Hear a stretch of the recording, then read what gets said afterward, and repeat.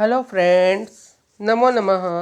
આજે ધોરણ 9 માટે જે પરીક્ષામાં પૂછાય છે પુલ્લિંગ શબ્દો, નીચેનામાંથી પુલ્લિંગ શબ્દ જુદા તારવો, સ્ત્રીલિંગ શબ્દ જુદું તારવો, નપુંસકલિંગ શબ્દ જુદું તારવો, એવું 3 માર્ક્સનું પૂછાય છે.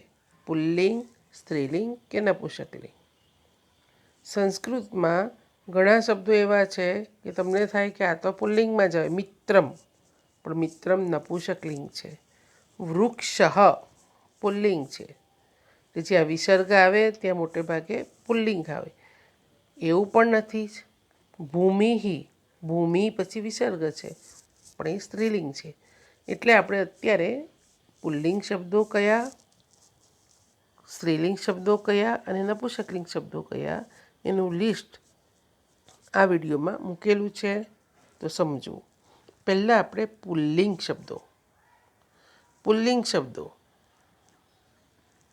આ શબ્દોમાં પ્રથમા વિભક્તિ એકવચનના દરેક શબ્દો છે. આ જે ઉદાહરણો છે એ પુલ્લિંગ પ્રથમા વિભક્તિ એકવચન. દેવઃ, જનઃ, સાધુ, આ બધા શબ્દો પાઠ્યપુસ્તક ધોરણ 9ના પુલ્લિંગ શબ્દો છે. દેવઃ, જનઃ, સાધુ, ગુરુ, કૃષક, ગવાક્ષ, વાતઃ, પાઠક, વૃશ્ચિક, વિસ્મય, કંદઃ, પંથઃ બહુવચન છે, પંથ એકવચન, સેવક, ખ્રિસ્ત, નિગૂઢ, નિધિ. આ નિધિ આગળ સ્ટાર કરજો, કારણ કે નિધિ એટલે તમને થાય કે નિધિ એ તો છોકરીનું નામ, પરસાણા નિધિ છોકરીનું નામ. ના, નિધિ એટલે ખજાનો. એટલે સંસ્કૃતમાં નિધિ પુલ્લિંગ શબ્દ છે. મુનિ, પશુ, આચાર, પુરોહિત, મૃદગર, દ્વિરેફ, પાર્થિવ, વિહગ, પ્રતિકાર, દુર્ગ, તૃષ, અસૂયક, જ્વર. તમારી નોટમાં બધા શબ્દો લખી દેવા અને નિધિ શબ્દ આગળ સ્ટાર કરવો. પદાની, હરિ, વાયુ, તડાગઃ, વ્રતપતિ, વહી એટલે આગ, અગ્નિ કેવો, આગ, અગ્નિ. ભાષ્યકાર, ચારુઃ, વાયસ, મૂષકરાજ, ઉત્કોચ, સ્નેહ, વિચક્ષણ, રક્તપીત, નૃપતિ રાજા. ભાનુ બેન આવે, પણ ભાનુ એટલે સંસ્કૃતમાં સૂર્ય, એટલે ભાનુ શબ્દ પુલ્લિંગમાં જ આવે. બંધુ, સ્યુત, પ્રાસાદ, ભુજગ, તરુઃ, જડ, કપોત, અપરાધ, વાર્તાલાપ, ટંડુલ, ગર્દભ, અતિસાર. આ બધા શબ્દો પુલ્લિંગ શબ્દો છે. પછી અકારાંત હોય કે ઈકારાંત હોય કે ઉકારાંત હોય. હવે બધા સ્ત્રીલિંગ શબ્દો. જે શબ્દના અંતિમ અક્ષરમાં આ સ્વર હોય, અનેકાનો માલા, સીતા, ગીતા, દ્વિચક્રિકા. માલા, સીતા, ગીતા, મોના, બેલા, નાસિકા નાક, દ્વિચક્રિકા સાયકલ, માપિકા એટલે સ્કેલ ફૂટપટ્ટી. થશે કે માપિકા વળી સ્ત્રીલિંગમાં, પણ જેમાં આ છે બધું સ્ત્રીલિંગમાં જ આવે. પુસ્તિકા એટલે જે શબ્દનો અંતિમ અક્ષરમાં આ સ્વર, માલા, લાની અંદર આ સ્વર, મોના, નાની અંદર આ સ્વર, બેલા, લામાં આ સ્વર, એ બધા સ્ત્રીલિંગમાં જ આવે. ઈકારાંત સ્ત્રીલિંગ કે ઉકારાંત સ્ત્રીલિંગ, ત્યાં વિસર્ગ આવે છે. કવિ, ભૂમિ, રવિ, મુનિ, વૃષ્ટિ. એટલે વિસર્ગ છે એટલે પુલ્લિંગ એવું માનવું નહીં.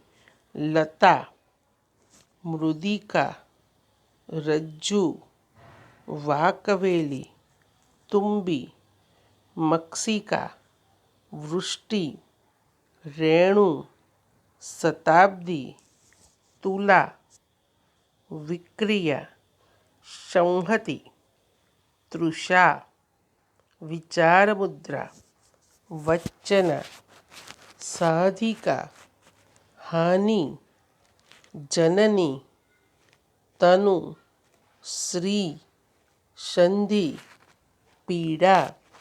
આ બધા સ્ત્રીલિંગ શબ્દો છે અને પાઠ્યપુસ્તકના જ છે. શત્રુતા, મિત્રતા, સુશીલતા, બૃહંદલા, ઉક્તિ, ગૃહા, જરા, સીમંતિની, સરયુ, પ્રકૃતિ, પ્રીતિ, કંથા, ભાર્યા, સ્થાલી, સંસ્કૃતા, પદ્ધતિ, પ્રતિધ્વનિ, પ્રિયા અને વિંસતિ. આ બધા શબ્દો સ્ત્રીલિંગ શબ્દો છે. વાંચવા પડે તો જ પરફેક્ટ રહે. હવે નપુંસકલિંગ શબ્દો. નપુંસકલિંગ શબ્દમાં અંતિમ અક્ષરમાં મ ખોડો. વનમ, કમલમ, પુસ્તકમ, કંદુકમ, કેશમ. હવે ચોપડીના જોઈએ. ફલમ, ચિત્તમ, સતમ, કિંશુકમ, ગુણત્વમ, મૌનમ, પુષ્ઠમ, ધાન્યમ, વાકસૌંડિલ્યમ, શિલ્પમ, શુભાષિતમ, ભયમ, મસ્તિષ્કમ, જનપદમ, વ્યસનમ, પાનમ, જલમ, આંદોલમ, ધ્યેયમ, કારણમ, મલમ,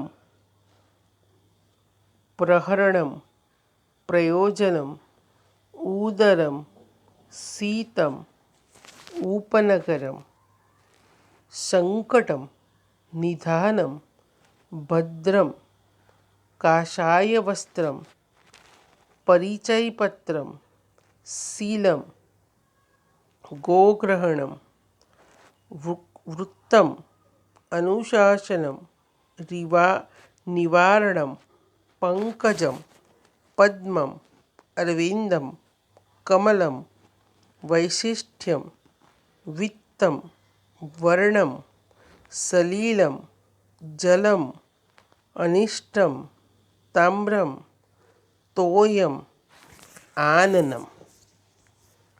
પર્ણમ, વ્યજનમ એટલે પંખો. આપણે શરીરના પાર્ટ છે એમાં કેશમ નપુંસકલિંગ, મસ્તકમ નપુંસકલિંગ, અધરમ હોઠ નપુંસકલિંગ. પણ હસ્ત, ચરણ એ બધા પુલ્લિંગ.